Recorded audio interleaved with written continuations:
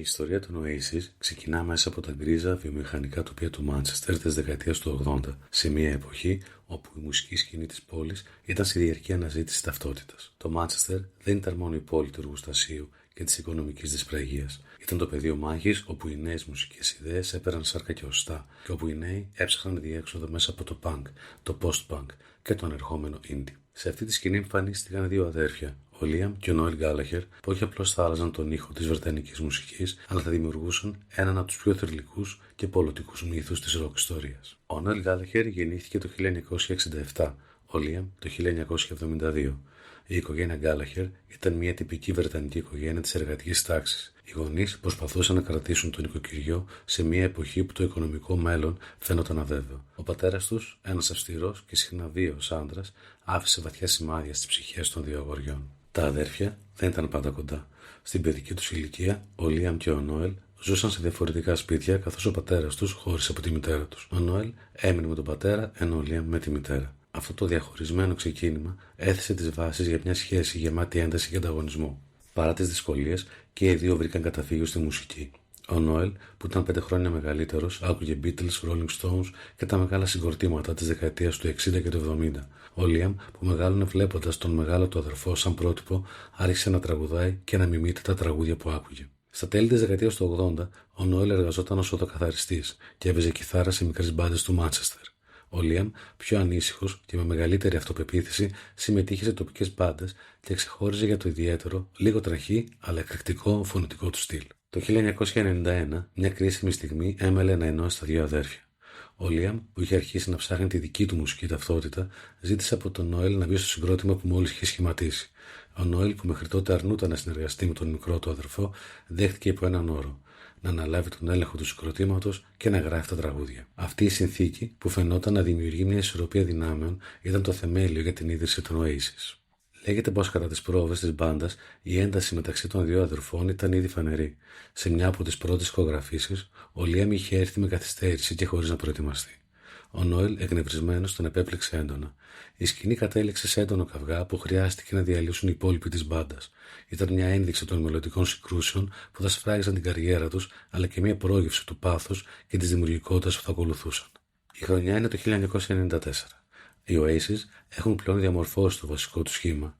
Noel Gallagher στην κιθάρα και στα τραγούδια, Liam Gallagher στα φωνητικά, μαζί με τον Paul Bonehead Arthur στην κιθάρα και τον Paul Giggsy McKagan στον μπάσο και τον Tony McCarroll στα τύμπανα. Η ατμόσφαιρα στο στούντιο ηχογραφήσεων και στις πρόβες είναι φορτισμένη, γεμάτη νεύρο, αυτοπεποίθηση αλλά και εσωτερικές εντάσεις.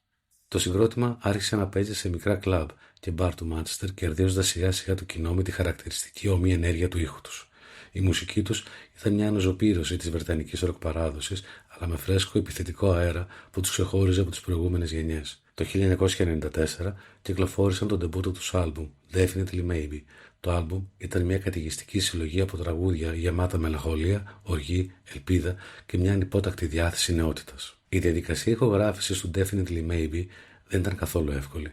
Οι έντονοι χαρακτήρες της μπάντας, ειδικά των αδερφών Gallagher, δημιουργούσαν συχνά εντάσεις μέσα στο στούντιο. Μια ιστορία που κυκλοφορεί ανάμεσα σε όσους ήταν παρόντες στις ηχογραφήσεις είναι πως σε ένα σημείο ο Νόελ, απογοητευμένος από τις επαναλαμβανόμενες αποτυχίες να πετύχει το τέλειο ηχητικό αποτέλεσμα για το Live Forever, κατέληξε να σπάει την κιθάρα του πάνω σε έναν ενισχυτή. Η ένταση εκείνη ήταν το απόγειο της πίεσης που ένιωθαν όλοι, αλλά και μια στιγμή που ανέδειξε το πάθος πίσω από τη μουσική τους. Η ανταπόκριση ήταν τεράστια. Το Definitely Maybe έγινε το ταχύτερο πωλούμενο ντεμπούτο άλμπουμ στην ιστορία της Βρετανίας, σκαρφαλώνοντας γρήγορα στις πρώτες θέσεις των βρετανικών charts. Τραγούδια όπως το Supersonic, το Cigarettes and Alcohol και το Rock and Roll Star έγιναν ύμνοι για μια ολόκληρη γενιά. Παρά την τεράστια επιτυχία τους, οι συγκρούσεις μέσα στην μπάντα δεν μειώθηκαν.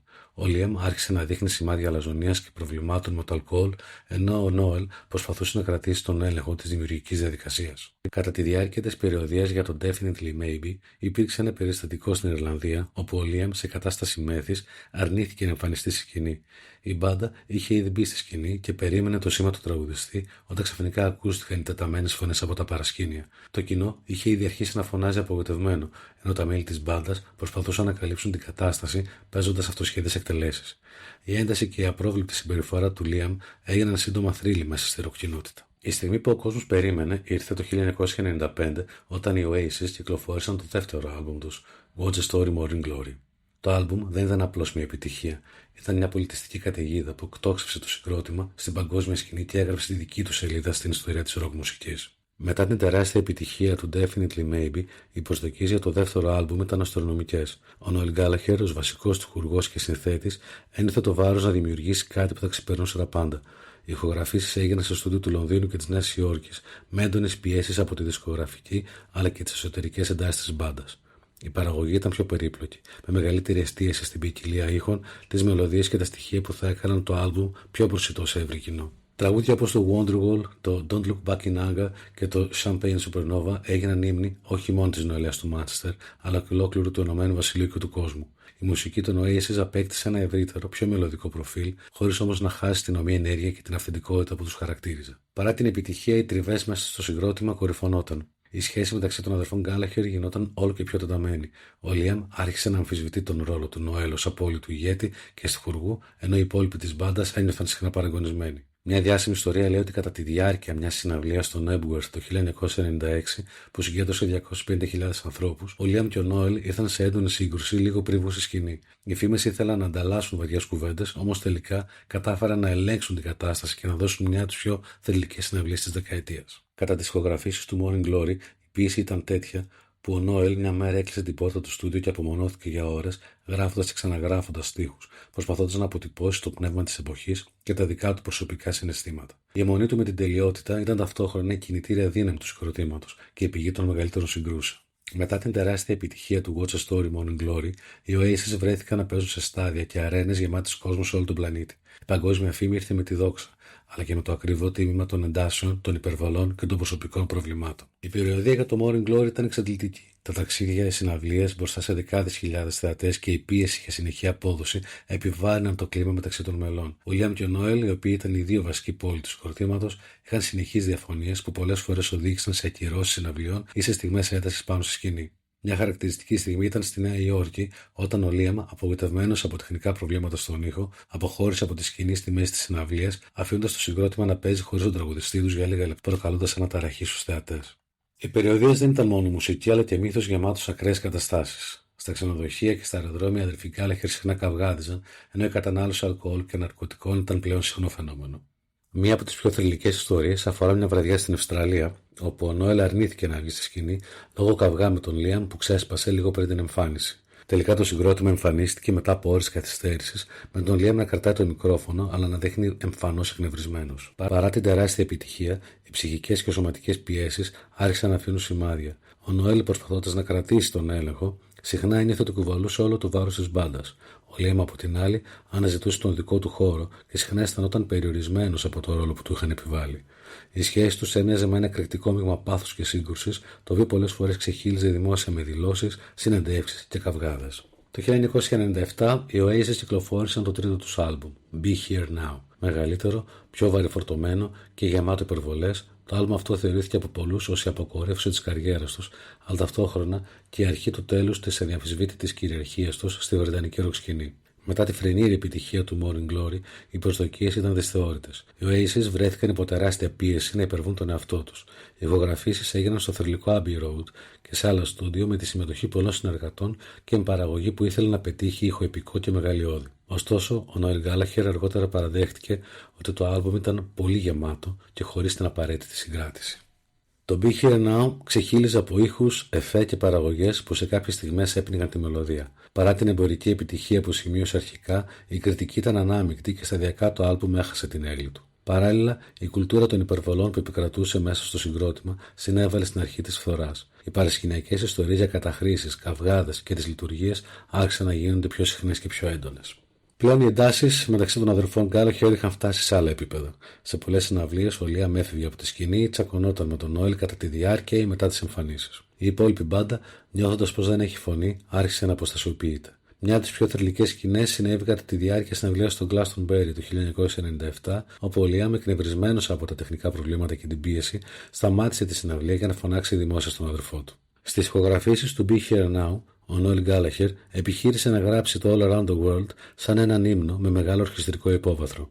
Η ηχογράφηση της ορχήστρας πήρε μέρες, ενώ οι υπόλοιποι της μπάντας ένιωθαν ότι το κομμάτι γινόταν υπερβολικά μεγάλο και δύσκολο. Μετά την κυκλοφορία και τις περιοδίες του Be Here Now, το συγκρότημα άρχισε να αντιμετωπίζει σοβαρά προβλήματα που έθεσαν σε κίνδυνο τη συνοχή και το μέλλον του. Το 1999, ο Paul Bonehead Arthurs και ο Paul Giggsy McKagan αποφάσισαν να εγκαταλείψουν το συγκρότημα. Και οι δύο ένιωθαν κουρασμένοι από την πίεση και τις συνεχείς διαμάχες, ενώ η αυξανόμενη ένταση ανάμεσα στα αδέρφια είχαν αποδυναμώσει την ατμόσφαιρα. Οι υποχωρήσεις αυτές προκάλεσαν μεγάλη αναστάτωση στους Oasis, οι οποίοι αναγκάστηκαν να βρουν νέους μουσικούς για να συνεχίσουν τις ηχογραφήσεις και τις ζωντανές εμφανίσεις. Με την προσθήκη του Jam Archer στην κιθάρα και τον Andy Bell στον μπάσο, οι Oasis προσπαθούσαν να επανέλθουν και να ανανεωθούν. Παρά τις αλλαγές όμως, οι εσωτερικές συγκρούσεις ανάμεσα στα αδέρφια εξακολουθούσαν να διαιρούν το συγκρότημα. Οι συγκρούσεις των δύο αδερφών έγιναν πια πιο προσωπικές και συχνά δημόσιες.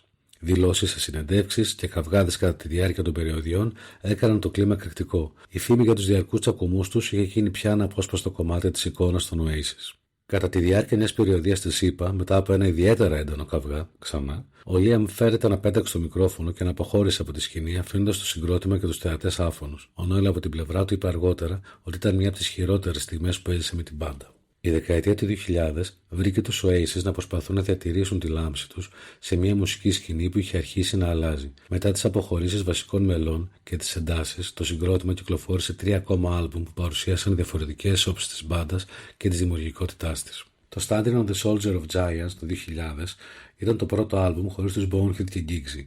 Με νέους μουσικούς και έναν πιο πειραματικό ήχο, προσπάθησε να φέρει μια φρέσκια πνοή, αλλά η υποδοχή ήταν ανάμεικτη. Ο Νόελ έγραφε όλο και περισσότερο μόνος του, ενώ η σύνθεση του συγκροτήματος είχε αλλάξει ριζικά. Οι ηχογραφήσεις, καμία έκπληξη πάλι, ήταν γεμάτες εντάσεις. Ο Λίαμ ήταν απογοητευμένος από την κατεύθυνση που πήρε η μπάντα και η συνεργασία του με τον αδερφό του. Παρασκηνιακά οι εντάσεις ήταν ατελείωτες. Ο Λίαμ λέγεται πως ήταν απογοητευμένος από την κατεύθυνση που πήρε η μπάντα και η συνεργασία του με τον αδερφό του. Μετά την προσθήκη νέων μελών όπως ο Jam Archer και ο Andy Bell, οι Oasis επέστρεψαν σε πιο παραδοσιακούς rock ήχους.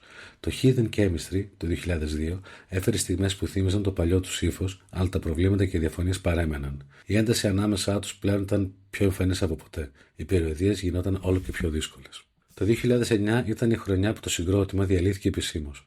Κατά τη διάρκεια περιοδίας στο Λος Άντζελες, μετά από ένα ακόμα έντονο καυγά μεταξύ των δύο αδερφών, ο Νόελ ανακοίνωσε την αποχώρησή του. Αυτή η ανακοίνωση σήμαινε το τέλος των Oasis, καθώς χωρίς τον βασικό τραγουδοποιό και γιθαρίστα, το συγκρότημα δεν μπορούσε να συνεχίσει. Μετά το 2009, ο Νόελ Γκάλαχερ ξεκίνησε μια νέα εποχή με το συγκρότημα Noel Gallagher's High Flying Birds. Το πρώτο άλμπουμ που κυκλοφόρησε το 2011 χαρακτηρίστηκε από μια πιο όρημη και ρευστή μουσική προσέγγιση. Ο Νόελ έδειξε την ικανότητά του να γράφει τραγούδια που συνδυάζαν κλασικά ροκ στοιχεία με σύγχρονους ήχους. Σε ζωντανές εμφανίσεις, ο Νόελ απέδειξε πως παρά την ένταση με τον αδερφό του, η μουσική του διαδρομή δεν έχει σταματήσει να έχει μεγάλη επιρροή. Ο Λίαμ ίδρυσε αρχικά τους BDI, συγκρότημα που περιλάμβανε κι άλλα πρώην μέλη των Oasis. Παρά τη θετική υποδοχή, το συγκρότημα δεν κατάφερε να φτάσει στην επιτυχία των Oasis. Αργότερα ο Λίαμ ακολούθησε σόλο καριέρα, ξεκινώντας το 2017 με το άλμπουμ As You Were. Η προσωπικότητά του και η χαρακτηριστική του φωνή συνέχισαν να κερδίζουν το κοινό. Οι Oasis κατάφεραν να γίνουν η φωνή μιας ολόκληρης γενιάς, με το συνδυασμό των επιρροών τους από Beatles, Punk και βρετανική ροκ παράδοση. Δημιούργησαν ένα μοναδικό ήχο που καθόρισε τη δεκαετία του 90 και γενικότερα της Happy Britannia. Από το Definitely Maybe μέχρι το Be Here Now, τα άλμπουμ τους πουλούσαν εκατομμύρια αντίτυπα και καθόρισαν μουσικά τις εποχές τους. Τα τραγούδια τους όπως το Wonderwall, Don't Look Back in Anger και Champagne Supernova παραμένουν ύμνοι. Κατά τη διάρκεια μιας μεγάλης συναυλίας στο KED, το κοινό φώνησε το όνομα και των δύο Γκάλαχερ για μια επανένωση που φαινόταν ότι δεν θα έρθει ποτέ. Παρ' όλα αυτά, η επανένωση ήρθε και φέτος το καλοκαίρι ξεκινάνε τις περιοδίες τους σαν Oasis.